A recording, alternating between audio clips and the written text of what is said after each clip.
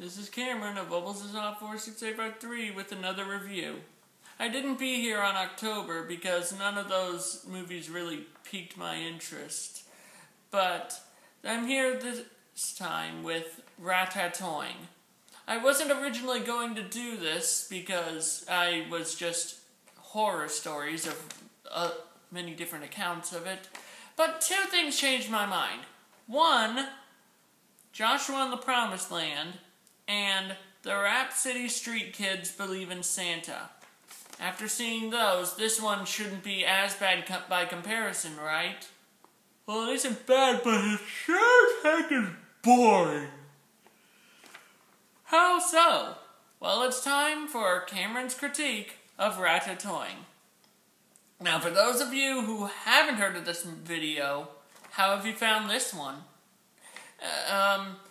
Anyway, background. It's by Video Brinquedo, a Brazilian company that makes its name known for cheap, straight-to-video rip-offs of Disney and Pixar and DreamWorks stuff. For this film, they found Ratatouille, an utter masterpiece that introduced me to Patton Oswalt. If you haven't seen it yet, please go do it. Get your family and have a wonderful night together just watching the movie. Just don't do it on an empty stomach. This movie, however, don't watch it on a full stomach. And how? Why is that? Let's get started and find out. The movie takes place in Rio de Janeiro. The first thing we see is that famous statue of Jesus. Just remember that story of the footprints in the sand. You'll make it through this. Our narration is done by Mike Pollock, a voice actor for 4Kids Entertainment, whose most famous role, at least to me, is that of Dr. Eggman. And the English versions of these movies were done by 4Kids Entertainment, at least the voice actors. And unfortunately, even though I grew up with those guys, it won't save this movie. Anyway, Robotnik here tells us that the restaurant shares the name with the movie, and it's owned by the world-famous chef Marcel Toine, who only uses the freshest ingredients. And also, Marcel is voiced by Wayne Grayson, doing Cyrus Truesdale from Yu-Gi-Oh! GX. I'm sure you remember that guy! Anyway, an old rat... Did I mention that they were all rats? They are. He gives his presents while showing us a horrible encounter with the Joker. I mean, look at that smile. It's not natural in the slightest. He either had extreme plastic surgery or had a bad time with the clown prince of crime. Anyway, it could be said about everyone in that movie if you think about it, and if the camera angle is just right. And while we sit here watching the customers, nothing happens. Nothing of real importance happens for like the first 8 minutes of the movie. And while all this nothing is going on, I will say this. The 3D models of the rats, to me at least, seem kind of cute, but only when they're stuck still. Once you put in motion, their mouth just goes all over the place. And it's just very unnatural. And, I just can't stop staring at it. It's just eerie. Too bad the Halloween lists are over, because this is perfect Halloween material. And finally, after a bit, we have our waiter. His name doesn't really matter. It does. Do you really care about his name? It's, asking about what the secret... We're being harassed about what the secret ingredients for the food are. Well, I'm sure you must know something, persists a rat and voiced by Dan Green. Marcel comes out to the aristocratic table. Unfortunately, that pun was in the movie. I didn't write that. To answer some of the questions, saying that the dishes are made with lots and lots and lots and lots and lots and lots and lots and lots of hard work and determination. Dedication and care. That's like 8 lots. How many cars do you think you can fit in there? Marcel notices that one of the rats at that table had a notepad They say it's an autograph book to save face, but even though it was formatted to be a list, he doesn't really catch on at all. Anyway, these four at this table are the villains of the movie, I think. And they were hoping to snag the formula for the benefit of the Chum Bucket, their restaurant. We cut back to our heroes, who are also secret agents. Yeah, there's like a whole minute and a half spent to them suiting up and doing poses. And sure, they do, in the English version they do the while they pose. Actually, in the original it was completely silent. Just thought you'd want to know. Anyway, where was I? And there's generic music going on. At least it's better than the no music at all that was going on for the first entire section of this movie. Seriously, there was nothing going on. Look back if you want. Actually, don't. Enough of that, let's get back to this. We cut back to the villains arguing about how they've wasted time and money trying to get this secret from Ratatoing.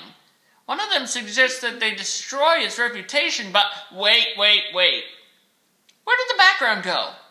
No, seriously, the background is just missing. Are we just going to ignore the giant empty void behind her? And also, Dan Green voice Rat Kane just sliding while looking at her briefly. It just seems weird. Yeah, those aren't giving names, and I'm not going to give them names for simplicity's sake, because you know what they say, once you name it, you start getting attached to it. And with something like this, you don't want that. Anyway, back with our named characters, they sneak into a human kitchen to steal their ingredients, which is how they've been doing so good. And with this, I realize the entire movie is based on Ratatouille's teaser trailer. Yeah. The one that doesn't have any footage from the actual movie whatsoever, that just has Remy trying to get a piece of cheese. That's all it is. That's all that the entire movie is done. You know that Pixar movies don't just keep it straight. They do something a little unexpected with it that is truly kept surprise until the actual movie comes out. You know how it is. And, the rat with the missing background walks back inside the restaurant and discovers the trio doing their thing and goes to tell the others while it awkwardly fades to black. Were they expecting a commercial break or something? What's the point of that? And also they do it again about 15 seconds later, so one of many unanswerable questions in this world. Speaking of which, how do you make a week's worth of dishes from just one strawberry? It isn't even a big one. And she goes out and tells them all, and after a stupid rat Bond going on Missions Impossible comment, they plan to make things harder for our heroes. They do this by... Wait a second. That other female rat, her hair is clipping through the back of her head and by extension mouth. If you pause it just right, you can see it. It's freaky. I'm surely not the only person that notices these things. And then again, I'm sure someone else has noticed it and done it in their review, but by the time I'm recording this, none of their reviews happened. So, any jokes I might have somehow been the same with another reviewers are pure coincidence. Right, the defective turret? Right. Anyway, they go there to try to scare the rest of the, humans by dancing or something? I think that's what's happening. Or they're just padding. Who knows? Cut it out, you don't miss anything, because they just run up to the humans, knock on their heels, and cause them to react in fear like, well, which, yeah, just balancing on the balls of their feet, not moving anywhere, and just standing there. That is the true reaction to fear that everyone does. Truly, this is how humans react. And anyway, after them doing that I'm waiting in line at the bathroom dance, the humans decide to beef up security with some mousetraps. And after some more awkward fades, a week has passed and the customers are bored of strawberry. It's time for them to go on another mission. The animation was recycled, but thankfully shortened as they get ready to head back to the human kitchen. There are cheese traps everywhere, and they are promptly ignored after the first one. Marcel then discovers a large bar of chocolate, and we just struggle to watch him lift it for about 30 seconds, with no music. As soon as he lifts it, he notices what is that thing? Is that supposed to be a cat? I mean, it meows and it has slit pupils, but it has a long face and runs on 2 legs, and what are these proportions?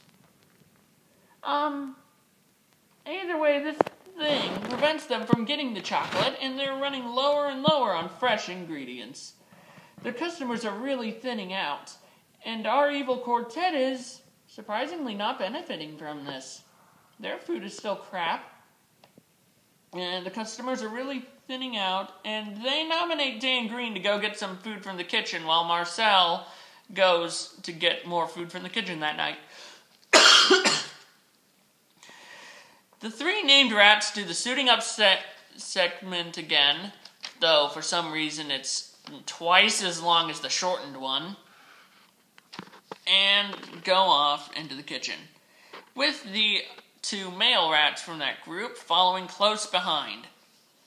The one jarringly abrupt scene change and a jar that just vanishes. He tries distracting the cat, which isn't there. He says that he checked everywhere for it, but all he did was jump loudly, yeah. He didn't move from that spot anyway. And either way, he distracts the cat, which turned out to be directly behind him, while the others get some food. Also, that green rat keeps doing that precisely noise, and it's like the 3rd time it's done. And it's said the exact same way. It's like that one sound clip in Sword in the Stone. You know the one. The other 2 named rats are cornered, and the 2 male ones of the evil by the male ones from the evil quartet. And the villains are quickly subdued by Marshall riding on a cat. Don't ask, we're almost done with this.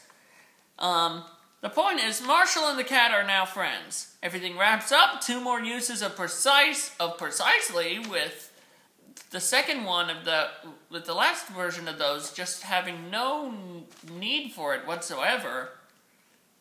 And it just ends. So that was an odd trip that we just went on. But if you ask me, it felt more like a snooze cruise. In conclusion, you're better off watching a YouTube poop of this movie than the actual movie. You'll get more enjoyment out of that than the actual source material. And after seeing this, I actually respect those that dive into this dumpster to try to find clips to edit them and massacre them into whatever else happens in YouTube poops. People still make those, right? Yeah. Anyway, the music is either generic or non-existent. The animation just drags on longer than it should, and the story is rather uninspired. The voice actors do try to do what they can to salvage that, at least from what I can tell, but it doesn't save it. It's bland, and it left a bad taste in my mouth. It's kind of like taking a huge gulp of mineral oil. It's just there, until you realize the crap that you have to deal with a little later on. With that disturbing comparison said, I'd like to give my Thanksgiving thanks to all of you watching, to Guestsheaux for doing this Guestsheaux thing, and hoping we see each other soon. And hopefully the Christmas one will be a happier movie this time. Please be Rudolph. Please be Rudolph. Okay, see ya!